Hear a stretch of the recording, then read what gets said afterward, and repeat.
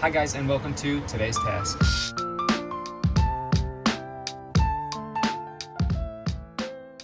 Welcome to what is known as the basement of a fifth wheel RV. This is the compartment where all of your storage typically goes. This is half of where we're going to be working for today, so we have to move everything out of the way to get to it.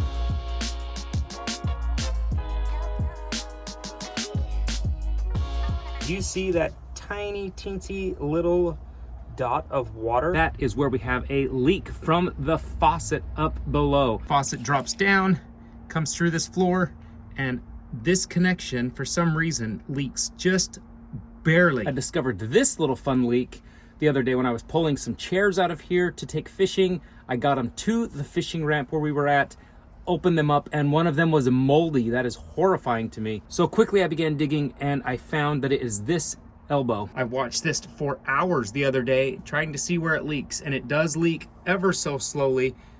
And sometimes when it comes to these kind of fittings, the glue doesn't get put all the way around the pipe and it won't seal everywhere. Now this isn't pressurized. If this was pressurized, you would see the leak instantly, but since it's not, it makes it a little harder to detect. But every hour or two, I get 1 or 2 little drops of water, and water left unchecked turns to mold every time. So we're gonna cut this guy out. Luckily, there's a couple hardware stores close by, so we're just gonna make a fast run to one. Back from the hardware store, I was able to pick up the parts we need. Now, I did learn something. ABS pipe is not available anywhere in the Keys that I could find without driving like 2.5 hours. So PVC pipe is what we've got. Now, I know what you're thinking, Joel, you can't connect PVC pipe and ABS pipe, but you actually can. They do make specific transition cements, or in this case, we're gonna use a cement that covers both. So this glues PVC or ABS.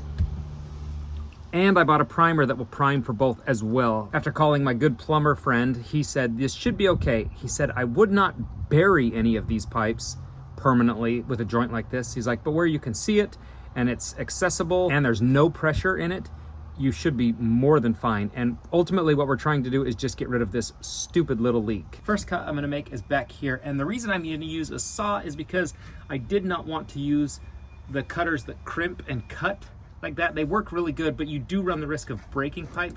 And if this pipe is remotely brittle, it can break further, and then I've got more work to do. So I figured this is just in control. It is slower, but it's more controllable, and that felt good to me.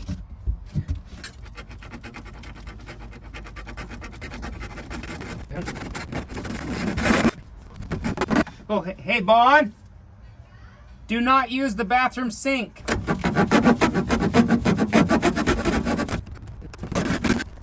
Oh, shoot. Look, it is broke. What? Yeah, that's why it was leaking, because it's cracked right there. Huh, that was a crack. So it's not the joint that's bad, it's the crack. Oh, man. All right, first cut is done, and looking at the pipe, it's cracked down here, and that's where the real leak is the problem. And that is most likely because of those crimping cutting tools rather than the saw. The saw seems like it's more intense, but it's not pressing it out of round or anything like that. It's just slowly working its way down. So now we just got to go up into the bathroom to cut the second half. Just like all RV projects, they're in tight, tight quarters.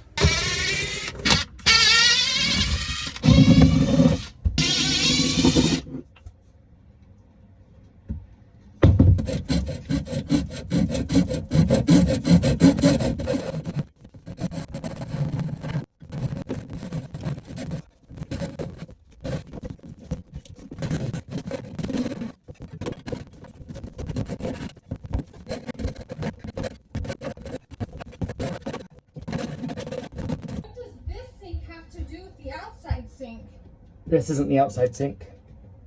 This pipe goes downstairs. This pipe goes down and then into the black tank, and it cuts across the basement, and that's where it's leaking. So it's a joint that I gotta fix, but it's a crack in the pipe from the manufacturer. For real? I think so, yeah. There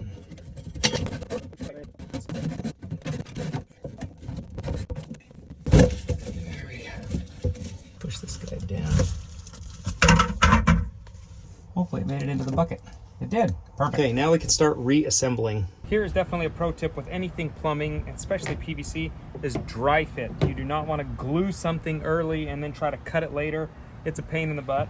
And where we have such tight quarters, I want to be in there as little as possible. So I'm going to measure this guy to be the exact same as this one right here, so that our coupler will go on there.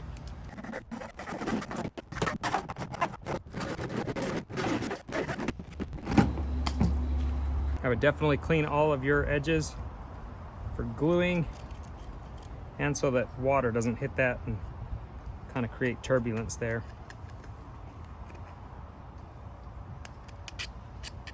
I really want to examine this pipe for any cracks as well, so we don't put a crack right back where we just took one out of. Here's the new way it's going to go together. We're replacing this because it's broken here, so we cut out our elbow and a little bit of pipe on each, so we're going to put a new elbow in. This is a sweep 90 because it doesn't have a jagged 90. You need sweeps in all plumbing fixtures. And then we're going to use our little piece we just cut. That'll be this, a coupler that'll attach back into the PVC and ABS. Then a piece of PVC pipe coming out, going up to our upper cut that will connect to another coupler from PVC to ABS. This is our clear primer. Some people say, oh, I don't prime anything because whatever, it doesn't matter. But you do want to prime everything because see how it's taking those numbers off? It's heating up the pipe, it's cleaning it completely, and it starts heating up the pipe.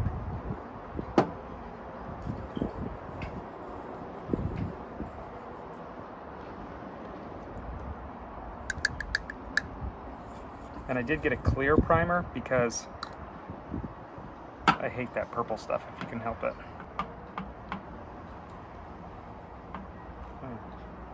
So we're gonna glue liberally.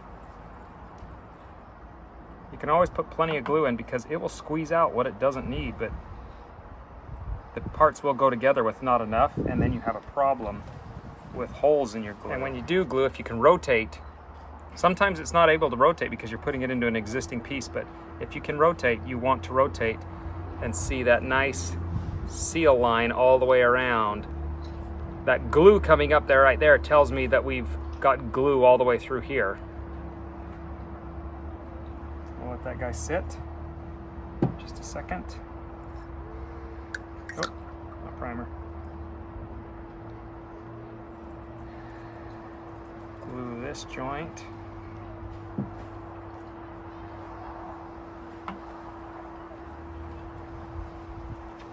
And this joint.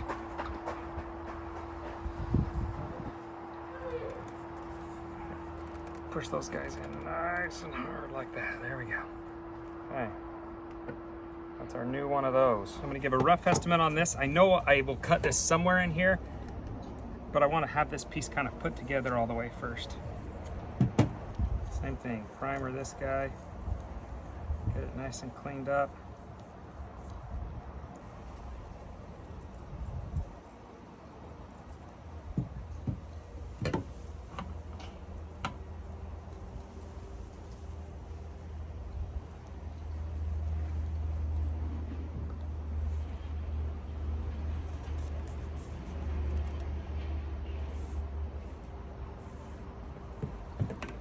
I'm gonna measure where this has got to go down there, and so you're just gonna hold this to the side of this. White? Yep. That's what I'm holding is the white? Yep. Oh, honey. Oh, I'll push it back up through. Okay. And after setting it in place and holding it, this little scratch mark is my mark for where I can cut this.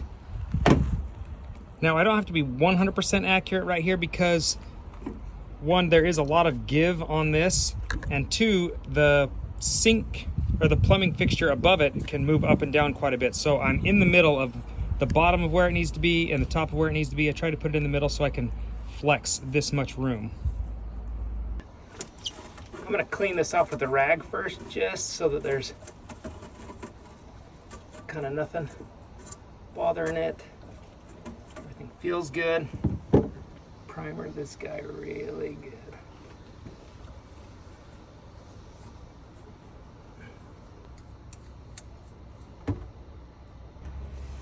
Glue this guy extra good as well.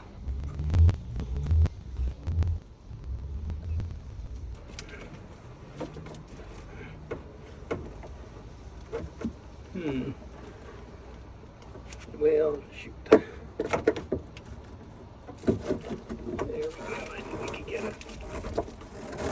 On there. There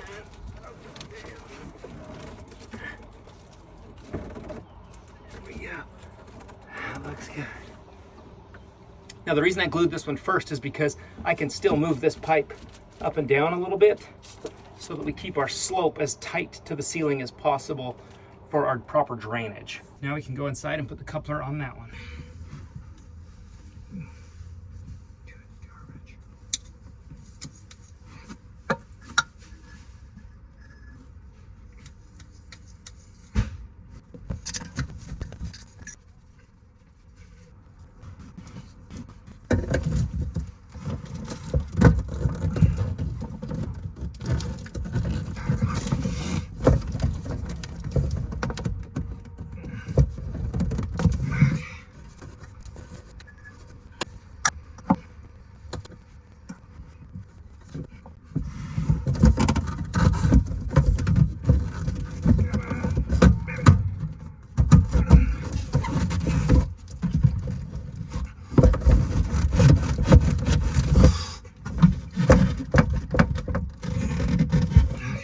These two pipes have a lot of flexibility in them, whether it's down below here or from up above, and I can undo this P-trap here that connects to that entire pipe coming all the way down. So I was able to flex it quite a bit. Now it's pretty rigid, and now with it back in place and set, I'm gonna let that glue sit for a little bit longer.